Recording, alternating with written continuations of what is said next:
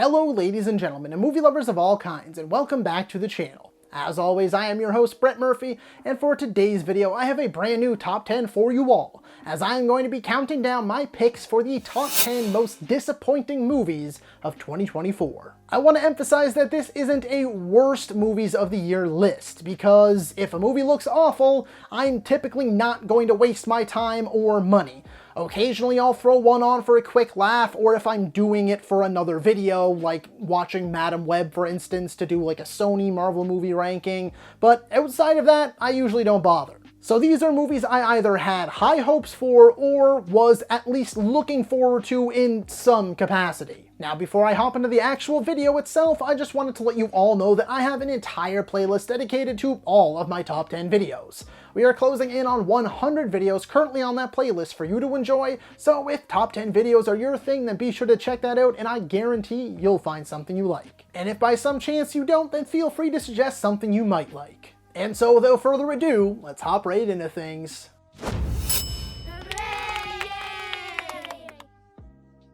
Coming in at number 10 as my least most disappointing movie of 2024 is Joker Folie Deux. This one is going to ruffle some feathers because the fact of the matter is that I liked Joker 2.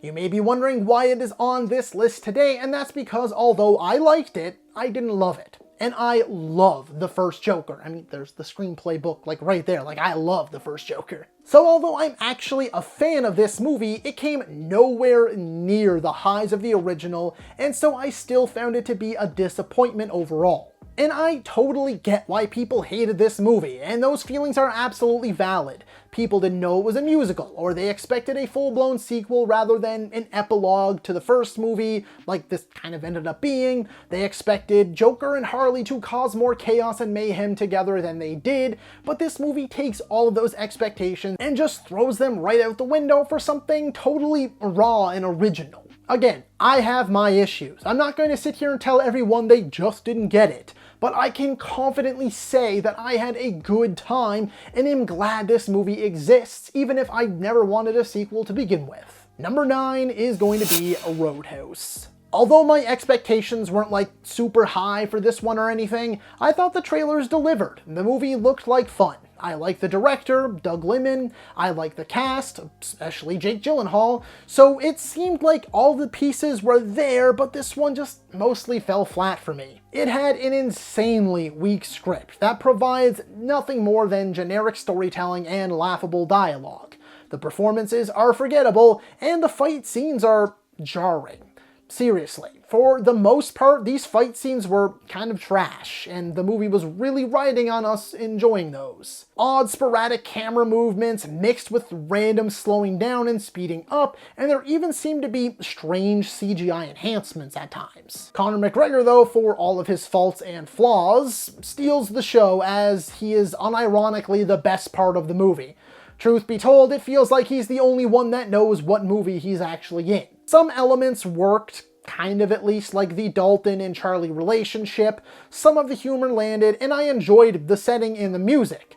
I almost never say this, but Prime Video had the right idea by just dumping this one on their streaming service, because I think this might have bombed if it went to theaters. In 8th place is The Watchers. Not going to spend too long on this one. Directed by one of M. Night Shyamalan's daughters, I think, and produced by he himself. I had high-ish hopes. I mean, the trailers actually looked quite eerie and promising, but this movie severely underdelivered. Really, what it boils down to is a decent premise with a solid build-up and good performances that gets almost completely derailed and dragged down by an over-explained third act. There are still reasons to check it out, like I'm not trying to deter people, but if you skipped it, I wouldn't really blame you either. Number 7 is Wolves. This is a movie that heavily relies on the star power and chemistry of Pitt and Clooney. Thankfully, for the sake of everyone involved, those elements do go a long way, because Pitt and Clooney are great. They're charming, witty, and believably badass, and then of course their chemistry worked wonders. The story is pretty basic and doesn't really go anywhere in my opinion. Plus, it's clear that they were desperately trying to set up for sequels because they didn't really finish this movie. And since I watched this movie a little bit ago, director Jon Watts has recently revealed that the planned sequels have been scrapped, so there's also that. An incomplete movie meant to have sequels, that's never gonna get them. Nevertheless, I enjoyed the two leads, enjoyed the jokes, and enjoyed the music. It's a harmless little watch. It's not gonna blow anyone away, but it's not egregiously bad or anything either. It's perfectly forgettable fun. It ends up on this list because it should have been so much better. Pitt and Clooney reunited for the first time in a long time. Watts, fresh off his immaculate Spider-Man trilogy, basically a blank check with a reported budget of $250 million or more, and all of that amounted to an end product that's just fine. In that 6th place spot is In a Violent Nature. Gotta be honest, I thought this one was so boring. Which is super unfortunate because I think the concept is fantastic. I mean, I don't know what we all expected, though I guess in the end, like, we have plenty of movies where we mostly follow the killers anyway, but this one, Johnny, isn't a talker like Freddy or Ghostface. Instead, he's your Jason Voorhees / Michael Myers type, a slow-moving, emotionless stalker. This likely would have been better as a much shorter movie. Not necessarily like a short film, but like 45 minutes to an hour max. The kills were solid at least. I mean, they were uber violent and extremely graphic. There's an all-timer or two in here for sure. But the characters suck, the movie goes at a snail's pace, and the ending is unbearably underwhelming. It does get some points for the concept, the kills, and the ambition, but I can't say I'm not disappointed. And getting trapped in the 5th place spot is Trap. 30,000 fans, 300 cops, 1 serial killer, no escape. Sounds pretty rad, right? Let me ask you something. What do M. Night Shyamalan and Stephen King have in common? They hardly ever know how to properly end their stories. This one hurts a little extra because I was enjoying the first 45 minutes to an hour or so of this movie so much. Like, I was all in. Dare I say I loved it. Sure, the dialogue was a little weird, it was a little coincidence and convenience heavy, but I was enjoying myself. The music was fun. I mean, I'd say Lady Raven is a better pop artist than most actual pop artists. Hartnett was acting his ass off. I loved the father-daughter dynamic, the bad dad jokes were a hit with me, and overall I was just having a blast getting inside this guy's head as he tries to work his way around this situation and find his way out. Then it falls off. It falls off hard. They make one major choice in the last 30 minutes or so that sends the movie into a free fall. After that, the movie just takes some weird sharp turns and doesn't know when to end. There were at least 3 or 4 times when I thought, okay, cool, that's the end. Then it kept going, and going, and going. Thankfully, Hartnett remained super consistent throughout, so I never grew to hate or even dislike the movie, but I left undoubtedly disappointed. Number 4 is Moana 2. Unfortunately, after a nearly decade-long wait, this one ended up being just alright. Like, not direct-to-video bad, but nowhere near the heights of the original. The animation is gorgeous. The world of Moana continues to be vast and wondrous, the voice work is superb, and the family/home elements continue to resonate with me. That being said, the rest fell pretty flat. The story felt half-baked, the songs were forgettable, and the newly introduced side characters were fine at best, and we didn't have nearly enough Moana in Maui time. It's clear that Disney wants to just keep setting up for future installments rather than focusing on strong solo stories. I mean, this movie has a bloody post-credit scene for crying out loud. Though I didn't find the remnants of this originally being a TV series showed as much as some people felt they did, it didn't really feel like the intent was to tell an independent story like the original either. It's not bad by any means, like, it was fun, I enjoyed it, but that's kind of it. Would I see a third one?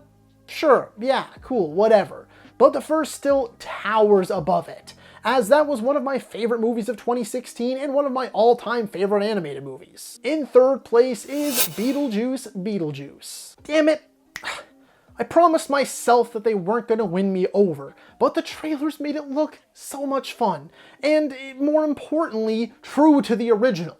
Unfortunately, I left the theater quite disappointed in this one because I expected a lot better. I think the elements of a great movie are in here, but they're scattered all over the place and never properly come together at any point.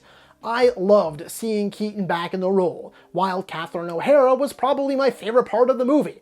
Ortega and Defoe were welcomed additions, and if I'm being completely honest, it was sort of just nice being back in this world. Like, this felt like classic Burton, which I've really missed. But this is a case where the whole is not equal to or greater than the sum of its parts. There's genuinely a lot to love, and I was consistently laughing throughout. But there's just way too many things going on in this movie. Too many subplots, too many characters, and a very strange ending. Monica Bellucci didn't even need to be in the movie. She's that underutilized. I think she appears in like 3 or 4 scenes total. What's even worse than that is that, as much as it pains me to admit, I feel like they didn't know what to do with Ryder's character at all. Like, Lydia felt embarrassingly wasted. Many of the too many subplots are rushed to their resolution with half-baked cop-outs, and so many other things you loved from the original get quickly swept aside with a single line or are simply ignored altogether. I am happy that this movie exists. People have wanted a Beetlejuice sequel for a very long time. Again, I enjoyed many elements of this movie, but it's just too damn busy for its own good. A much more focused movie with fewer characters, similar to the original, would have been a much better route to take. But alas, here we are. Number 2 grabbing that silver medal is Longlegs. The scariest movie of the decade, the modern Silence of the Lambs, award-worthy performances? Nah, not in my mind. It's certainly not a bad movie, but damn it, I really bought into the social media hype train and was left feeling nothing more than devastatingly let down. I mean, props to their marketing team for creating such a viral campaign, but shit, I felt burned. Nick Cage, Blair Underwood, and the first half of the central mystery are the reasons to see this movie. I think Micah Monroe was fine. She didn't blow my mind by any means, and that's because she has virtually no personality. I get why the character was the way she was in terms of the story and whatnot, but it just didn't make for a compelling lead in my eyes. It's very creepy, eerie, and has a phenomenally unsettling atmosphere. I felt uneasy throughout the entire runtime, and again, the main mystery did keep me engaged as I tried to solve it myself. I liked the way it was shot, the use of color, the framing, the presentation, overall was just great. The sound too, whether it was the music or the low ominous background noise, that stuff was all well done. Technically, this movie is wonderful. When all was finally revealed though, I was just kind of like, oh, okay. As I had figured a fair bit of it out at that point and was hoping for something to really shock or surprise me. But no, nothing. It was as generic of a twist as it could have been. I also really preferred seeing less of Cage. It was way more effective when we never got to fully see him. It was something of a Wizard of Oz effect. You know, once you pull back the curtain, you're left thinking like, oh, it's just a guy. There were a few moments where I was like, oh shit. But for the most part, it was a slow burn with a mystery that started out intriguing, a great atmosphere, and a creepy villain that ultimately came crashing down by the time the credits rolled. I'm not sure if the movie itself actually disappointed me or what the hype train led me to believe it was supposed to be. Either way, it's the runner-up today. And number 1, taking home the crown as the most disappointing movie of 2024 is Ghostbusters: Frozen Empire. So, this kinda sucked, right? In fact, this may actually be my least favorite Ghostbusters movie, and this is coming from someone who really enjoyed Afterlife.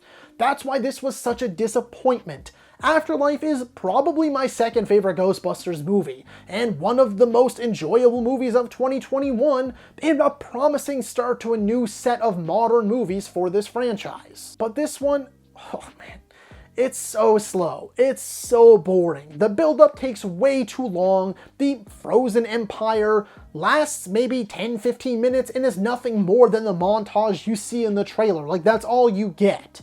Then we have a painfully dull, borderline insulting, and lifeless final fight in the entrance of the firehouse. Yeah, the entire big boss battle takes place in the entrance of the firehouse, We don't explore this so-called frozen empire at all. There's no big set pieces, just this garbage. None of the character arcs felt special like they did in Afterlife, at least they did to me. No one changed, learned anything new, or endured some sort of cosmic shift. It lacked so much of the charm and personality this series has always been known for. Not to mention the only OG Buster that needed to be here was Aykroyd. I mean, I didn't mind Ernie Hudson's return, but they didn't use him effectively at all. I liked Kumail Nanjiani, I of course liked Paul Rudd, and McKenna Grace was pretty good too, like not as good as she was in Afterlife, but still like fine. The villain sucked, and it seemed like a lot of what was in the trailer didn't end up making it into the final cut, like a lot though. Everything story and lore-wise felt rushed and exposition heavy. There's just so much wasted potential here. I still enjoyed the visuals for the ghosts we do see. There are a few good chuckles, and like I said, some characters and actors do save the day, but it's a real shame though. It felt like they were starting to have momentum again with Afterlife, and here we are, back in the trenches, wondering if we'll ever see another one. And that, folks, is why Ghostbusters Frozen Empire is the most disappointing movie of 2024 for me. So that is all for today's video, folks. Be sure to let me know down in the comments below what you thought of my picks for the 10 most disappointing movies of 2024 and what your 10 or more picks would be. As a reminder, this is the revamped BAM2 Movies, and it is your one-stop for everything movies. Be it top 10s like this one, ranking videos, video essays, versus videos, tier list videos, I have it all and so much more, along with your daily nerdy news wrap-ups. A series of shorts I do where I keep you up to date on everything movies, gaming, and TV related. So be sure to like, comment, subscribe, and ring that little bell icon so you don't miss a thing. As always, folks, I thank you all so very much for watching. Stay happy, healthy, and safe out there. From myself and the rest of the BAMTube team, thanks for joining us. We'll see you next time, and that's a wrap.